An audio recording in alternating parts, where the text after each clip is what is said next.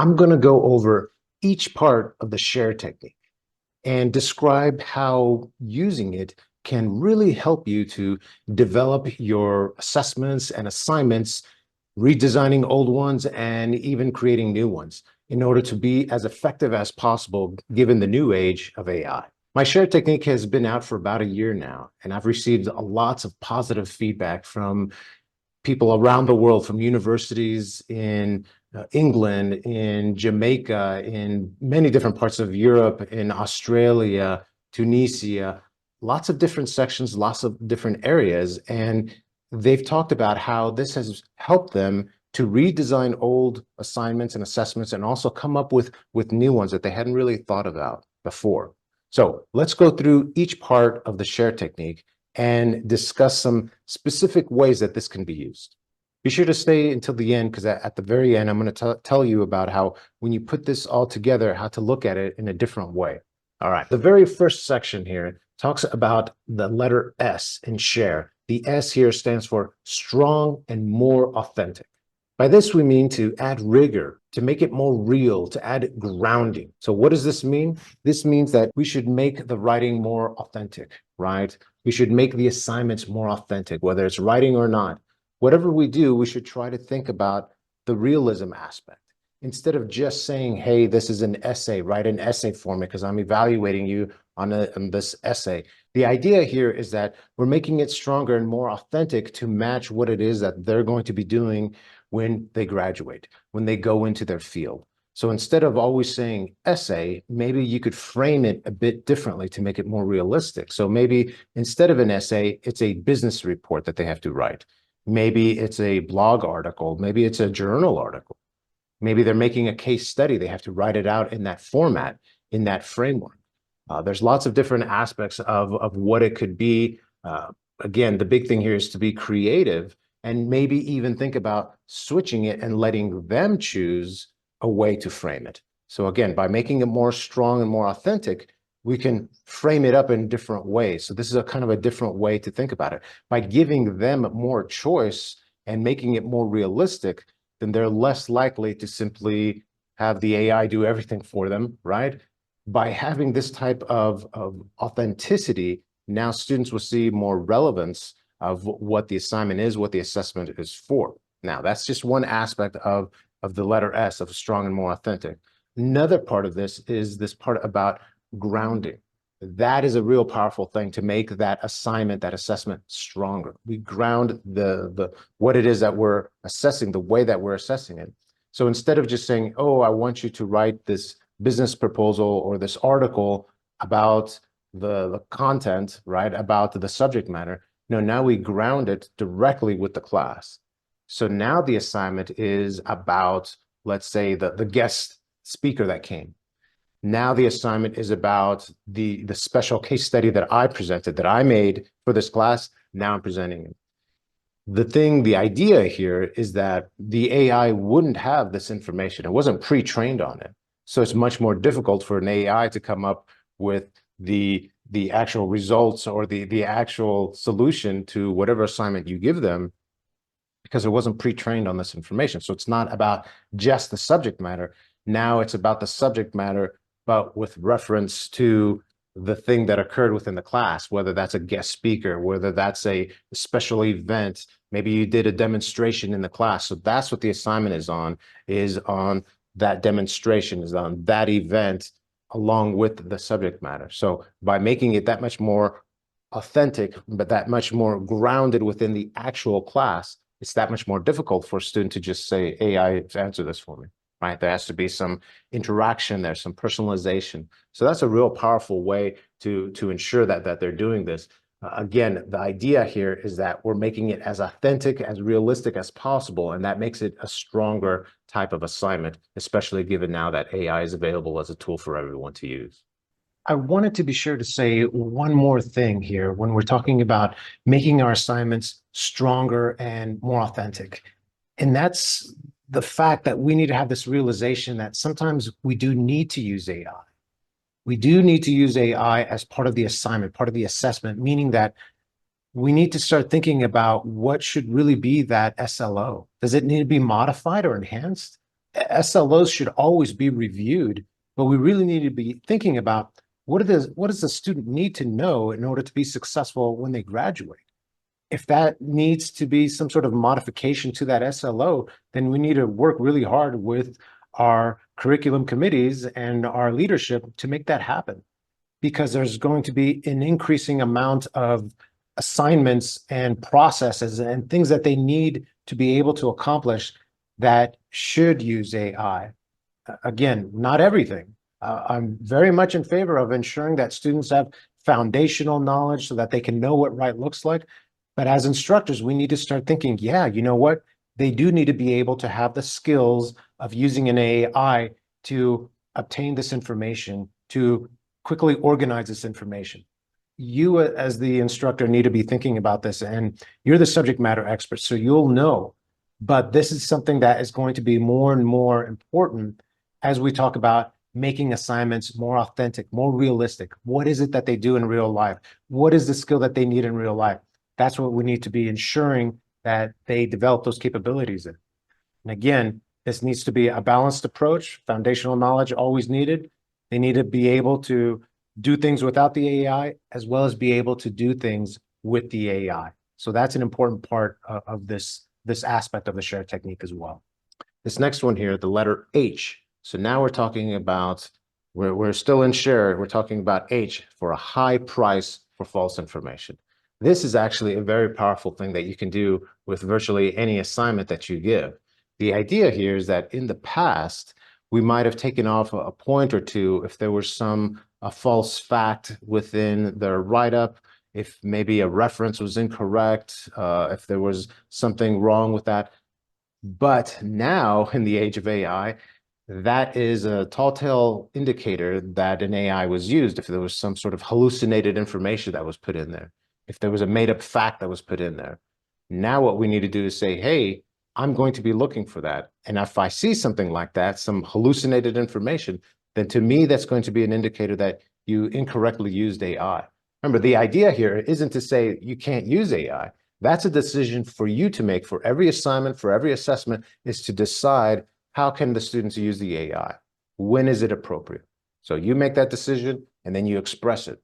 What we're talking about here is that when they turn in an assignment, there needs to be a high price for any false, incorrect information within that assignment. One, because it's an indicator that AI might have hallucinated and put that information in there. Second is that students need to understand that, hey, we're holding them accountable. And when they graduate and they actually turn in a business report or some sort of article, they're going to be held accountable for that. They can't be turning in things with false, made-up information. They have to make sure that they verify. That's an important skill in itself, to make sure that they are double-checking, right? They're reviewing, they're proofreading to make sure there isn't any false, hallucinated information in any of the content that they turn in. So there's a couple ways to do this. One is, again, to really increase the cost of that. So instead of saying, oh, there's 1 point taken off because this is a made-up reference that you put within in citations there, right? No, now it's going to be a -10. Wow, if I'm a student, I'm going to be extra careful and make sure that I review all that. So that's an important way to do that. The one thing that I do now is when I make an assignment and I tell them that they have to write it, APA format, in that reference section, I tell them, hey, every single reference that you turn in must have a link. Whether it's a book, whether it's anything, regardless, there needs to be a link to where you got that information. Oh, well, it's a book. There is no link. Okay, give me a link to either where you found this in the library database, right? Some information, an entry number, something, but a link that I can click on, or even just a link to Amazon. Now, what that will do is that'll allow me as the instructor then to quickly and easily go through, spot check or check every single one of them, and easily go through to verify that, yes, this is a real reference, that this wasn't just hallucinated and made up. So by having the students do this little extra step, that forces them to ensure that, yes, these are real, they're not hallucinated. Again, that's one aspect just within the reference section, but throughout the whole thing, that needs to be an important part, that they are checking and double checking to make sure that it's real. Why? Because of the letter H, high price for false information. Now, when we do this, we need to make sure that we let the student know. So within the rubric, they know this, that there's going to be penalties, big penalties for false information, and we explain it to them in the instructions as well. The next one is the letter A. A stands for additional and other assessment techniques. I love the essay. I think it's a great tool. I learn a lot from writing. Now, having said that, I also think that it's overused in academia a lot. So we have to make sure that we understand that it's always been the case that if I assign a student an essay and they're not doing it in class, but it's a take-home homework assignment, anyone could have done it.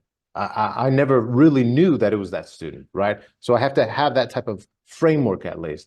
Now, I'm always one to say that I don't think a majority of students are cheating, but there are some students that cheat. And the big thing, the big message here is that it wasn't the AI that invented cheating, right? Cheating has always existed. So that's one aspect, that assigning an essay as this assessment has never been a foolproof thing, but it is very powerful. And it is a skill that they need to have. Being able to write is a powerful tool that they should always be developing. Having said that, there are additional and other assessment techniques that we should consider and implement. Now, I'm not saying to replace the essay. I'm saying that there are times when maybe we should use a different assessment technique or an additional assessment technique, because these things could be used in conjunction. So what do I mean by that? Well, instead of having a very long essay, like let's say a 20-page essay, 15-page essay, we could make that much shorter. We could say a 7-page essay as well as a presentation, right? So now they have to prepare something. So that would then showcase that they understood the information. And along with any type of presentation, I always really encourage that there always be a Q&A session afterwards. And that Q&A session, that gets evaluated. That's part of their actual assessment, is them being able to answer questions appropriately, right? So that the questions that they are asked, the questions that they have to answer, they know. Why? Because they've learned the information. That's the whole purpose. That's what we're assessing them on. So by having them accountable for this, that will really increase this process and make it that much more of a better type of assignment and assessment given the age of AI. Now, let's go back on this a little bit. Let's say, no, I really want them to do let's say I have an assignment of a 10-page essay and I don't have that much time in class. I can't give them all this time to do, 20-minute presentations. I don't have time for all that. That's fine. You could simply do an essay and then, hey, they have to give a short essay presentation, right? No slides, none of that. It's just, yes, I wrote my essay. It was about this and this. Again, 30 seconds. Now open it up for Q&A, right? So now it's simply them doing a Q&A on their essay. They have to know the content. They have to understand what was going on there. Again, this is a powerful way to hold your students accountable. If they just simply went to the AI and say, write me an essay about this, and now they turned it in, well, then they wouldn't know any of this information.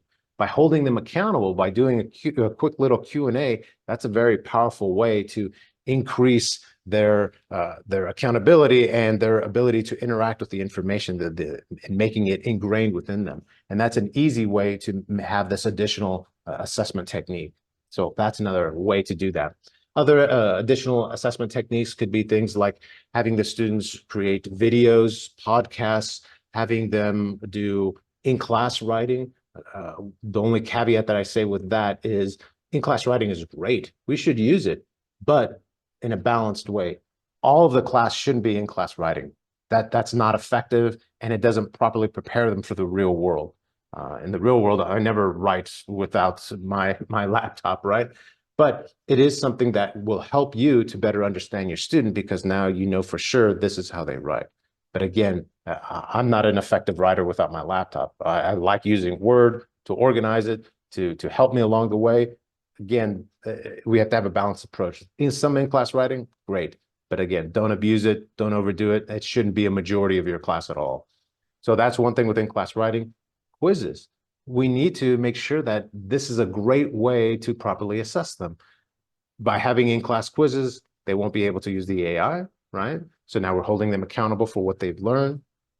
Again, this can be done in moderation, but this is a great way to help them ensure that they are accountable for their learning as well. Again, a combination here, right? We do have some writing, we do have some different things. They can do presentations, they can do in-class writing, quizzes, all these different things, along with all of this group work, problem-based learning.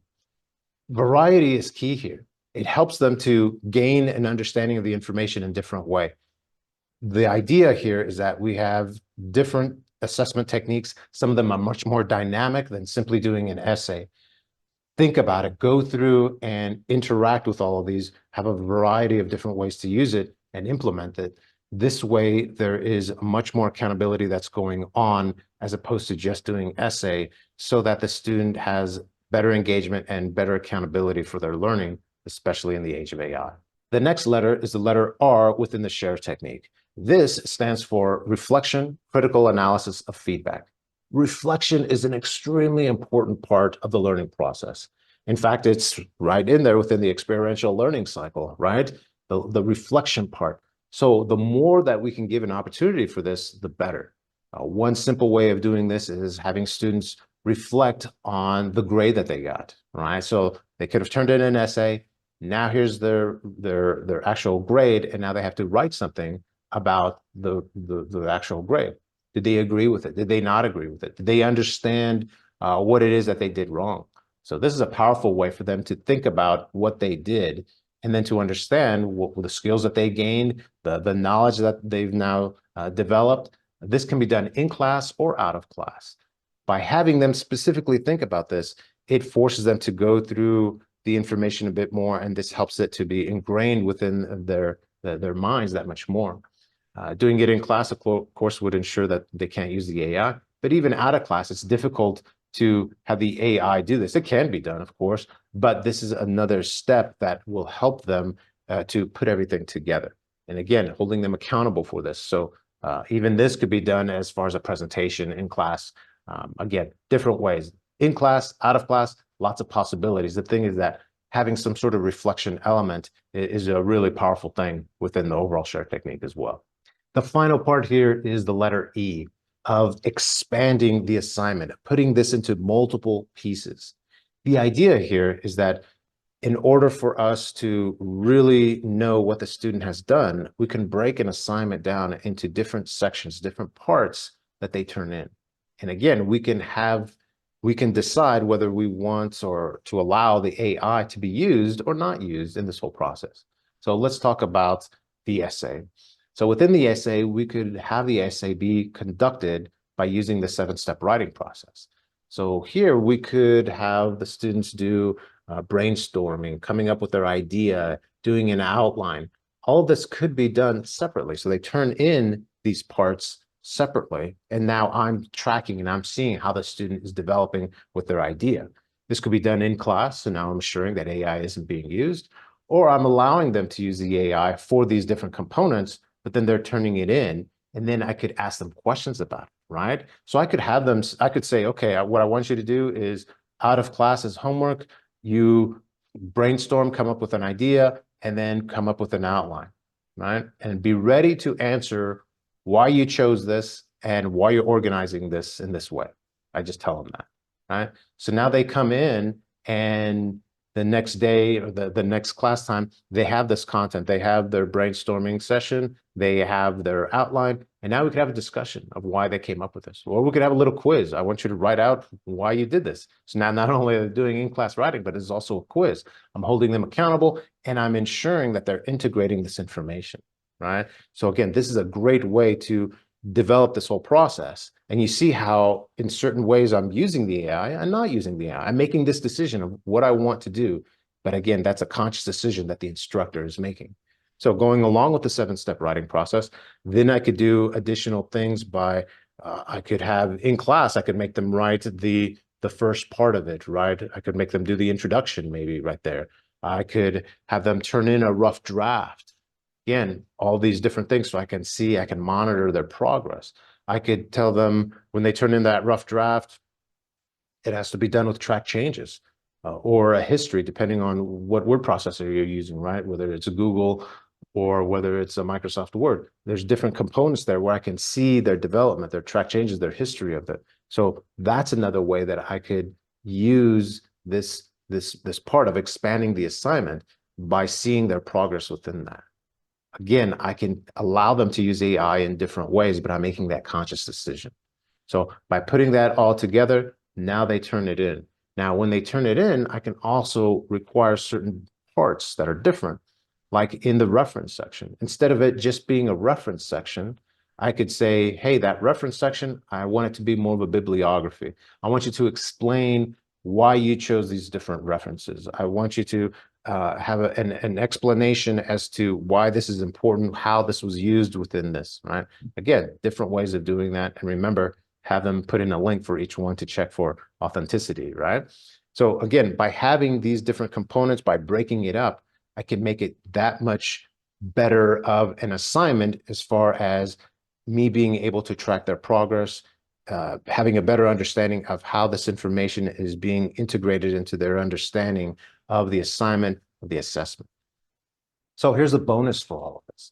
When we put all this together, this share technique, right, of making it stronger and more authentic, of having a high price of false information, additional and or other dynamic assessment techniques, reflection, including that, this critical analysis of the feedback, and then expanding it into multi-parts, right?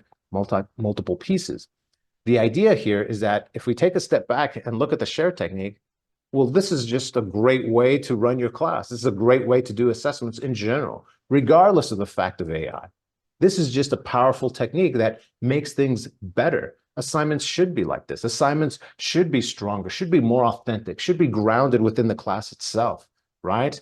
Because this makes everything so much more relevant, so much more dynamic, so much more realistic. This is what we want for a good educational experience. Now, here's an additional bonus that goes along with this. I can use the AI to help me as an instructor with each part of this. Hey, I have this assignment. I can go in and tell the AI, hey, act as an instructional designer. I am an instructor for this class. It is at this level. These are the type of students that I have. And this is the assignment that I currently have. How can I make this assignment stronger and more authentic? What can I do to make it more realistic? How can I ground this within the actual class?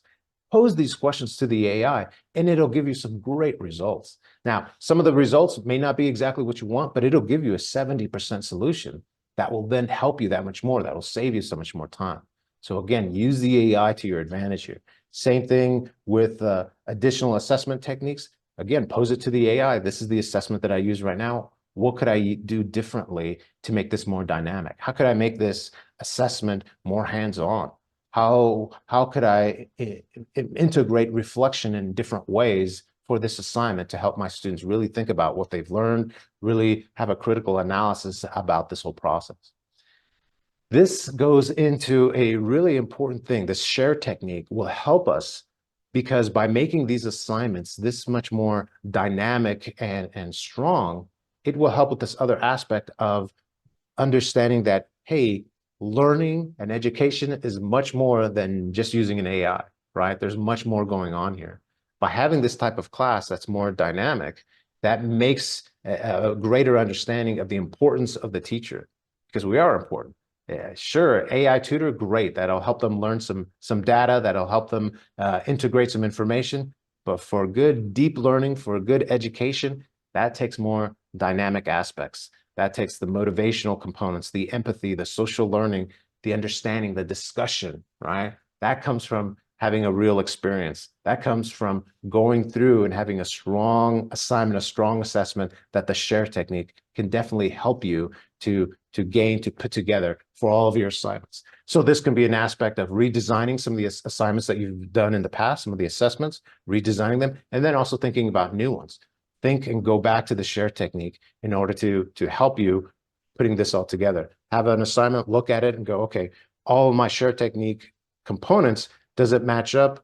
Maybe I want to, maybe I don't, but you're making that conscious decision. In the same way, the share technique is not designed to block AI, right?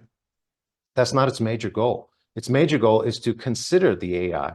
Yes, we have to consider that AI exists. So can our assignments be done independently of AI? Can they be done in a way that, hey, it's difficult to use an AI to simply do it all for them?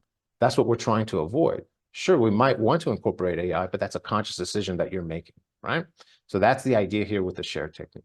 Now, I'm going to be making the share technique. I'm going to make sure that it is an infographic that is easy for you to use. Again, there's an old infographic out there that's great. I'm going to make a special new one just for you so that you can incorporate it and use it so that your assignments can be made easily and effectively. And again, consider the AI and how it can help you throughout this entire process. And always be looking for opportunities where you can develop your students' AI literacy. So you should be looking at, well, how can I incorporate the AI? At what point is it appropriate? And then have a discussion about it. If you're not going to allow them to use AI, then have a discussion about that too. And talk about why.